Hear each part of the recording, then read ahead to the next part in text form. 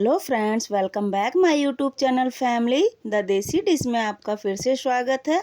आपने गाजर की बर्फी, गाजर के गुलाब जामुन, गाजर के रसगुल्ले, सब तरीके की मिठाई खाई होगी। तो क्या आपने कभी गाजर से बना हुआ केक खाया है? आज की इस वीडियो में दोस्तों मैं सिर्फ 2 गाजर से आपको केक की रेसिपी शेयर करने वाली हूँ, तो वीडियो को एंड तक जरूर देखें। यह बहुत ही यूनिक रेसिपी है और खाने में बहुत ही स्वादिष्ट लगता है। तो वीडियो को स्टार्ट करते हैं दोस्तों। यहाँ पर हमने 2 कैरेट लिए हैं। इनको पहले हम हल्का हल्का ऊपर से पील कर लेंगे, यानी इनके छिलके उतार देंगे। इस रेसिपी को बनाने के लिए ना तो हम गाजर को बॉईल करना है, ना ही इसे हमें भूनना है। गाजर को छीलने के बाद इसका जो लास्ट का पार्ट होता है उसे हमें कट कर लेना है, यानी जो और आगे से जरा सा कट कर लेना है।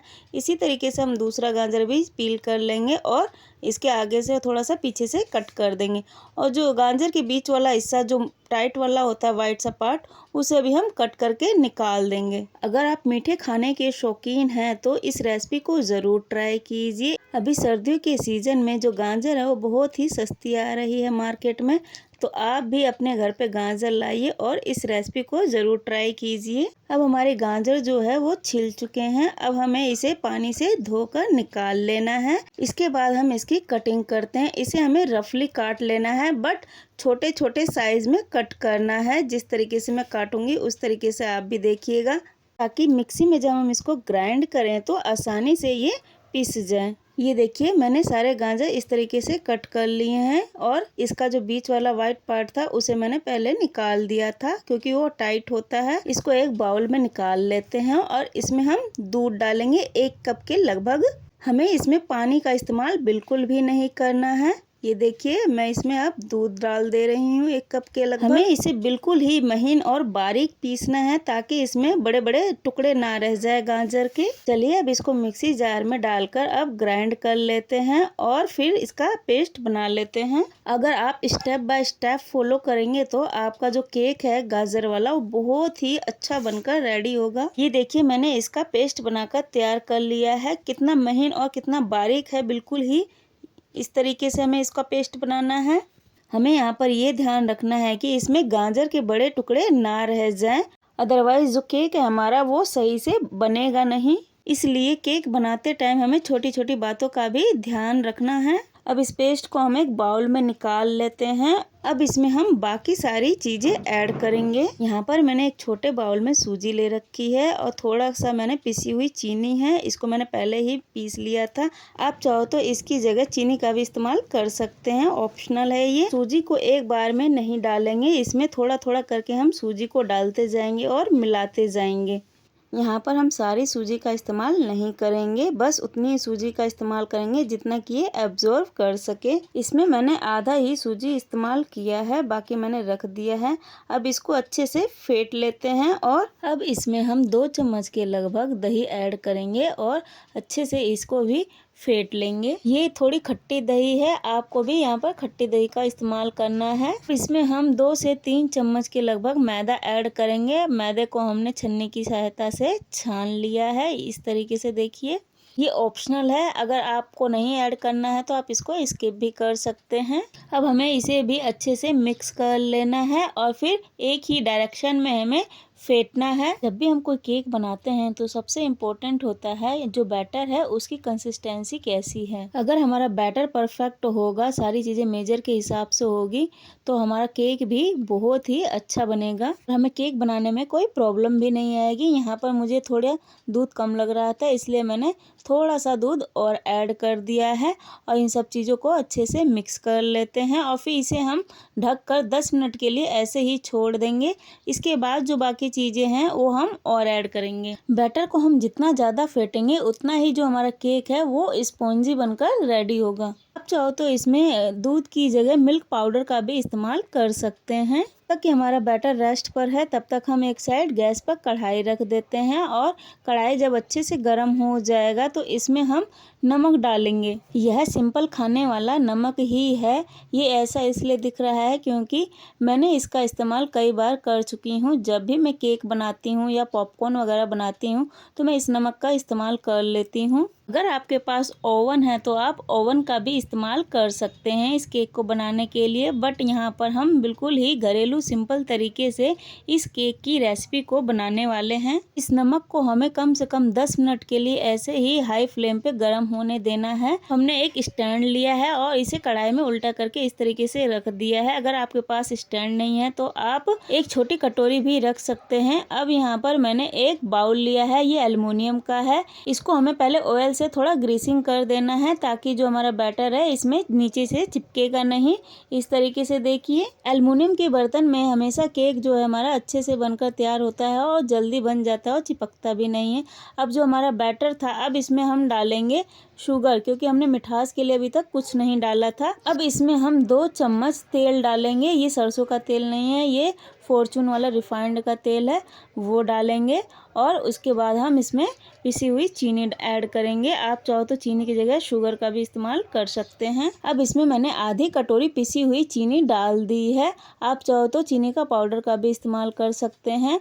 हमें ज़्यादा क्वांटिटी में इसे नहीं डालना है। अब इसे भी अच्छे से हम मिक्स कर लेते हैं। जैसा कि मैंने पहले भी आपको बताया है कि जब भी आप कोई केक बनाए तो हमें बैटर को एक ही डायरेक्शन में घुमाना है, इस तरीके से। लास्ट प्रोसेस जो हमारा रहेगा इसमें वो है हम बेकिंग पाउडर का। ये देखिए हमारी चीनी भी है अच्छे से इसमें घुल चुकी है। अब इसको थोड़ा अच्छा सा और कलर देने के लिए हम इसमें फूड कलर का इस्तेमाल करेंगे, जिससे इसका कलर बहुत ही अच्छा आने वाला है। यहाँ पर मैंने ऑरेंज कलर का इस्तेमाल किया है। आपको अगर कोई और कलर पसंद हो तो आप उस कलर का भी इस्तेमाल कर सकते हैं। इस कलर से हमारा केक बहुत ही सुंदर दिखेगा। फूड कलर ऑप्शनल है, अगर आपको नहीं पसंद है तो आप इसको इस तरीके से भी बना सकते हैं। अब मैंने यहाँ पर 1 चम्मच फूड कलर लिया है और इसको भी हम मिक्स कर देंगे। खुद देख सकते हैं कि इसका कलर कितना ही प्यारा लग रहा है। क्या आपने कभी इस कलर का केक देखा है? अगर देखा है तो मुझे कमेंट करके ज़रूर बताएं। आप चाहो तो फूड कलर को ऐसे भी ऊपर से डाल सकते हैं या फिर इसको पानी में घोल कर भी मिक्स कर सकते हैं। अब फिर से हमें इसे क्लॉकवाइज डायरेक्शन में अच्छे से 1 मिनट के लिए फेंट लेना है। इसके बाद हम इसमें लास्ट में 1 चम्मच बेकिंग पाउडर का इस्तेमाल करेंगे। आप चाहो तो इसकी जगह बेकिंग सोडा या फिर इनो का भी इस्तेमाल कर सकते हैं। यहाँ पर मैंने इसको अब एक्टिवेट करते हैं। इसके लिए मैंने इसके ऊपर 2 बूंद के लगभग पानी ऐड किया है। इस तरीके से देखिए, बेकिंग सोडे के ऊपर मैंने थोड़ा सा पानी डाल दिया है, जिससे ये एक्टिवेट हो चुका है। अब ये थोड़ा बुलबुले छोड़ने लग जाएगा। इसके बाद हमें इसे तुरंत ही फेंट लेना है 1 मिनट के लिए और फिर इसे हमें अपने दूसरे वाले बाउल में जो हमने ग्रीसिंग करके रखा था उसमें डाल देंगे अपने बैटर को। हमें इसे ज़्यादा देर तक नहीं फेंटना है, बस आधा मिनट के लिए इसी तरीके से इसको मिक्स कर लेते हैं ताकि हमारा जो बेकिंग पाउडर है वो अच्छे से मिक्स हो जाए और इससे बेकिंग सोडा अपना वर्क प्रॉपरली कर पाएगा और हमारा केक जो है वो बहुत ही स्पंजी बनेगा। इस रेसिपी को बनाने के लिए मैं यहाँ पर आपको कुछ सीक्रेट टिप्स बताने वाली हूँ, जिससे कि आपका केक बिल्कुल ही स्पंजी बनकर रेडी होगा। सबसे पहले जो आप गाजर का पेस्ट बनाएंगे तो गाजर हमारे बिल्कुल ही बारीक पिसे हुए होने चाहिए। और दूसरा, जो अगर आप सूजी का इस्तेमाल कर रहे हैं वो हमारी बारीक वाली सूजी का इस्तेमाल करेंगे। बैटर में हमें पानी का इस्तेमाल बिल्कुल भी नहीं करना है और जो मैदा हम डालेंगे उसको हमें छान कर ही डालना है। बैटर की कंसिस्टेंसी ना ज़्यादा थिक होनी चाहिए ना ही ज़्यादा पतला होना चाहिए और बेकिंग पाउडर को हमें एक्टिवेट करके ही बैटर में मिक्स करना है। ये कुछ सीक्रेट टिप्स थे। चलिए फटाफट से इस बैटर को अब अपने दूसरे बाउल में ट्रांसफ़र कर लेते हैं। यहाँ पर हमने बैटर को ग्रीसिंग किए हुए बाउल में ट्रांसफ़र कर लिया है। अब इसे हमें इस तरीके से थोड़ा सा अप एंड डाउन करके हिला लेना है, जिससे कि हमारा जो बैटर है वो पूरी तरीके से अच्छे से सेट हो जाए। इस रेसिपी को बनाना बहुत ही आसान है और यह खाने में भी बहुत ही टेस्टी लगता है। आप इस तरीके से केक बनाकर अपने बच्चों को घर पर ही खिला सकते हैं। बाहर से हमें कुछ भी लाने की ज़रूरत नहीं है, जो भी आपके घर में हो उसी चीज़ों का हमें इस्तेमाल करना है बस। केक को बनाने के लिए ना ही हमने कोई फ्लेवर का इस्तेमाल किया है, ना ही वनीला एसेंस का इस्तेमाल किया है और ना ही हमने किसी मिल्क पाउडर का और ना कंडेंस्ड मिल्क का इस्तेमाल हमने बिल्कुल भी नहीं किया है। ना हमें किसी क्रीम की ज़रूरत पड़ेगी और ना ही किसी चॉकलेट की, है ना दोस्तों। इस केक को बनाना बहुत ही आसान, वो भी बहुत कम चीज़ों से। दूसरी साइड हमने गैस पर कढ़ाई रख दी है जिसमें हमने नमक डाला हुआ था, वो भी हमारा गर्म हो चुका है अच्छे से। जब कढ़ाई अच्छे से गर्म हो जाएगी तभी हमें बैटर को उसमें रखना है बेक होने के लिए। हम केक को बेक होने के लिए कढ़ाई के अंदर रख देते हैं और इसे एक प्लेट से ढक देते हैं। हमें कढ़ाई के ऊपर कोई बड़ा बर्तन जैसे थाली या प्लेट से ढक देना है और इसे बेक होने के लिए कम से कम 15 से 20 मिनट ऐसे ही छोड़ देना है। और गैस की फ्लेम को हमें मीडियम रखना है, बिल्कुल हाई करके नहीं रखना है। इसे हम 15 से 20 मिनट बाद एक बार चेक कर लेंगे कि हमारा केक बेक हो चुका है कि नहीं। केक को बेक होते हुए लगभग 20 मिनट हो चुके हैं। अब चलिए इसे एक बार हम चेक कर लेते हैं कि हमारा केक बेक हो चुका है कि नहीं। अब आप देख सकते हैं कि ये देखने में कितना ही सुंदर दिख रहा है इसका कलर।